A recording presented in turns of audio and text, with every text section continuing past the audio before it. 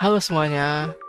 Jadi, pada kesempatan kali ini, saya akan memaparkan atau bisa dibilang mempresentasikan hasil review jurnal saya yang berjudul Penerapan Machine Learning dalam penentuan klasifikasi gizi anak dengan Decision Tree.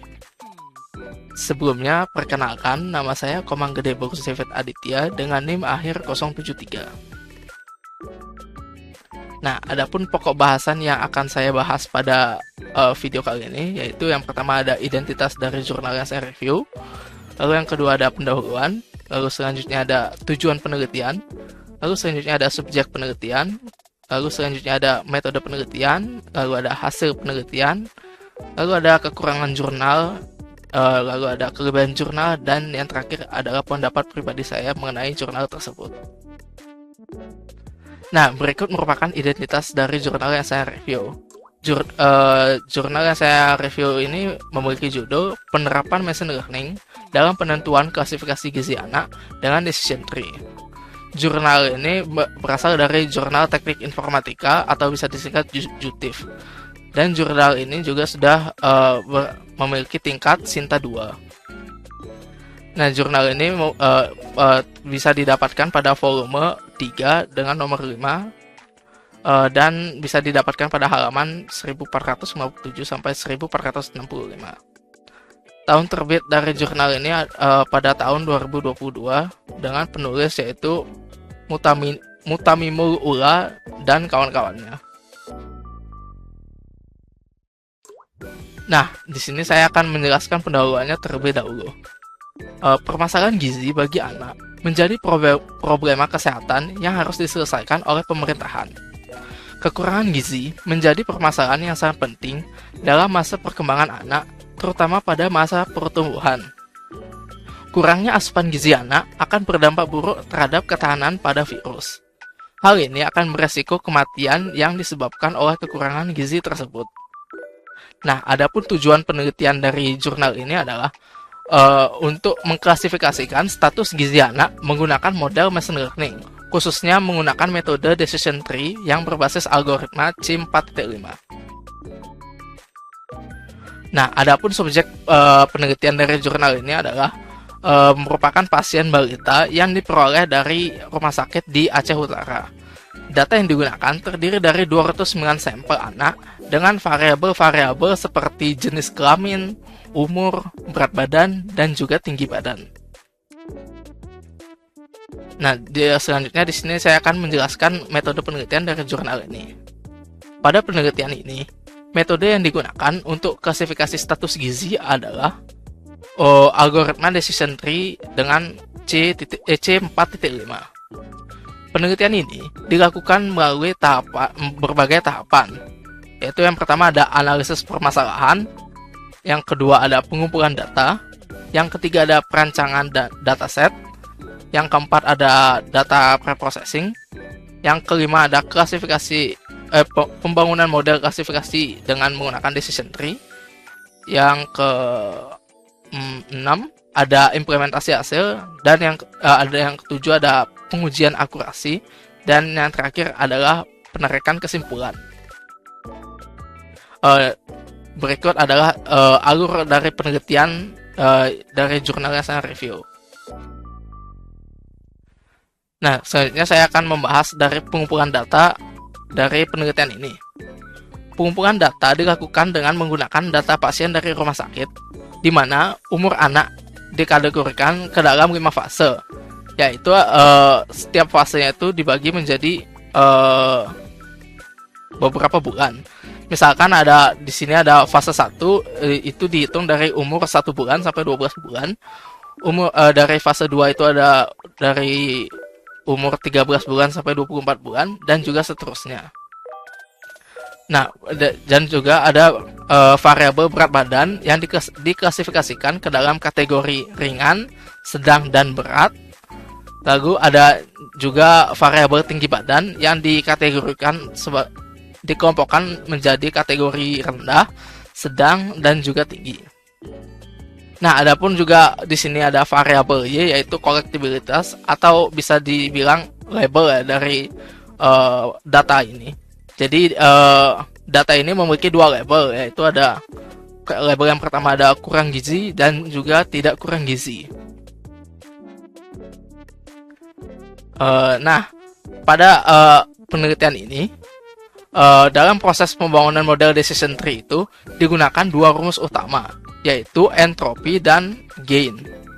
Nah, rumus entropi ini digunakan untuk mengukur tingkat ketidakpastian atau tidak teraturnya data yang himpunan data.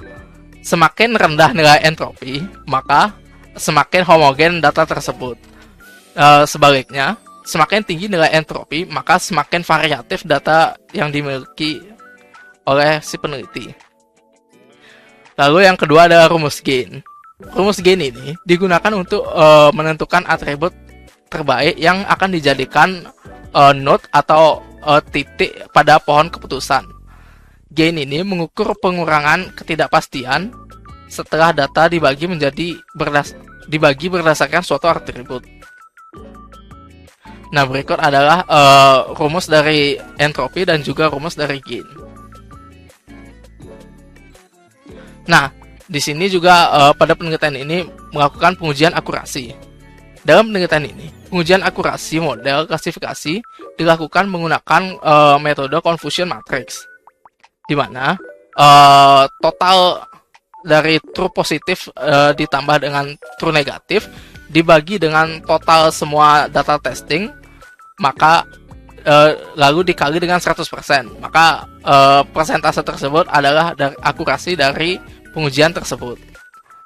Nah, pengujian akurasi ini dilakukan dengan beberapa skenario jumlah data training yang berbeda, yaitu ada data training 40, data training 72, data training 146, dan yang terakhir ada data training 187. Dan total semua itu memiliki data testing yang berjumlah 195. Nah, berikut adalah hasil penelitian dari jurnal tersebut. Jurnal Essay Review.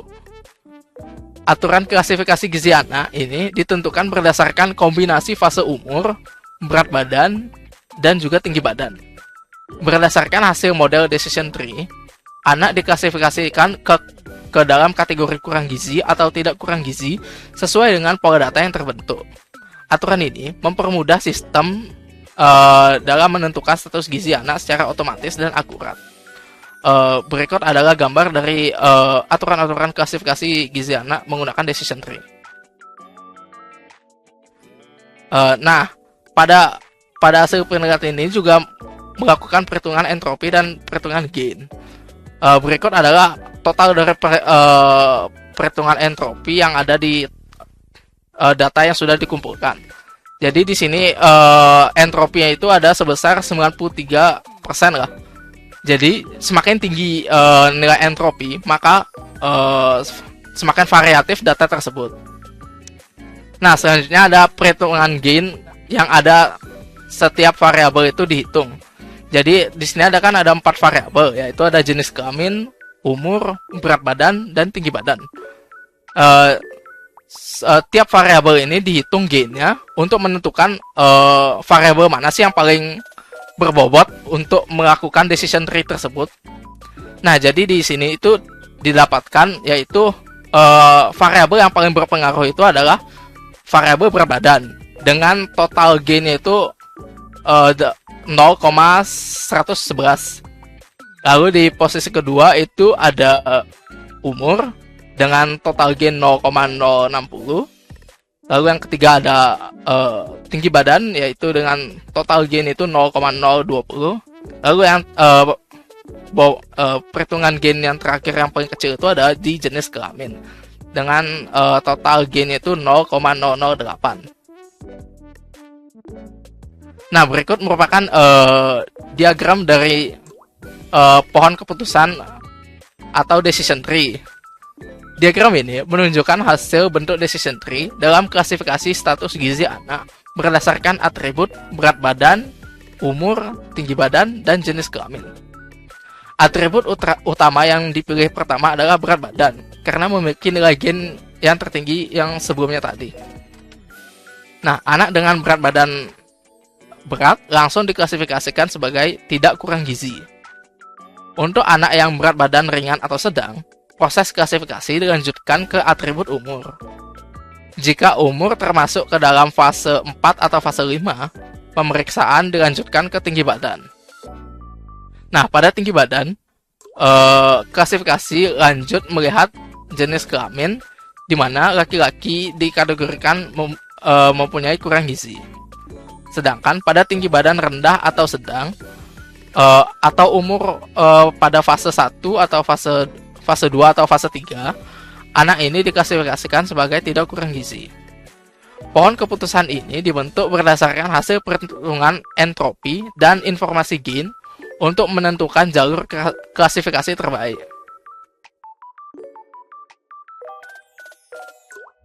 Nah, berikut merupakan hasil dari perhitungan akurasi yang sudah diuji menggunakan confusion matrix. Nah, di sini bisa dilihat semakin banyak data training, maka akurasinya juga akan semakin meningkat. Akurasinya itu ada di puncaknya dengan data training 187 dengan akurasi 86,32%. Dari seluruh data training ini didapatkan rata-rata akurasi yaitu sebesar 81,25%.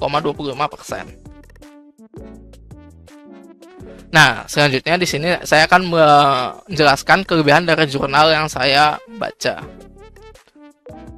Dari jurnal ini, topik yang diangkat sangat relevan dengan kondisi kesehatan masyarakat di Indonesia, di mana masalah stunting dan malnutrisi masih menjadi perhatian utama di negeri kita ini. Lalu yang kedua ada pemilihan algoritma decision tree C4.5 merupakan algoritma yang tepat untuk jenis data yang digunakan. Karena algoritma ini mampu menghasilkan model yang mudah dipahami dan diinterpretasikan oleh pengguna non-teknis. Lalu, yang terakhir ada jurnal ini berhasil menggabungkan pendekatan teknologi informasi dengan bidang kesehatan. Ini menunjukkan potensi besar penggunaan machine learning dalam sektor layanan kesehatan. Lalu selanjutnya saya akan menjelaskan kekurangan yang ada di jurnal ini. Yang pertama ada variabel. Variabel yang digunakan dalam penelitian masih sangat terbatas. Variabel ini hanya mencakup faktor-faktor dasar seperti umur, berat badan, tinggi badan, dan juga jenis kelamin. Lalu yang kedua itu penelitian ini hanya menggunakan satu algoritma machine learning, yaitu decision tree C4.5. Penelitian ini tidak ada melakukan perbandingan dengan algoritma lain seperti algoritma random forest atau algoritma support vector machine atau SVM. Lalu yang ketiga, evaluasi performa model ini hanya dilakukan berdasarkan akurasi. Metrik evaluasi lain seperti precision, recall, dan F1 score ini tidak dihitung, sehingga analisis kinerja model menjadi kurang mendalam. Nah, lalu selanjutnya di sini saya akan mengutarakan pendapat pribadi saya mengenai jurnal ini. Nah, penelitian ini memberikan kontribusi positif dalam penerapan machine learning untuk klasifikasi status gizi anak dan integrasi teknologi di layanan kesehatan. Kedepannya, penelitian ini perlu memperluas variabel seperti keadaan sosial ekonomi keluarga dan riwayat kesehatan dari anak tersebut, serta membandingkan beberapa algoritma lain seperti algoritma random forest tadi, algoritma support vector machine, dan algoritma klasifikasi lainnya. Nah, evaluasi model juga perlu diperluas dengan metrik seperti precision, recall, dan juga F1 score.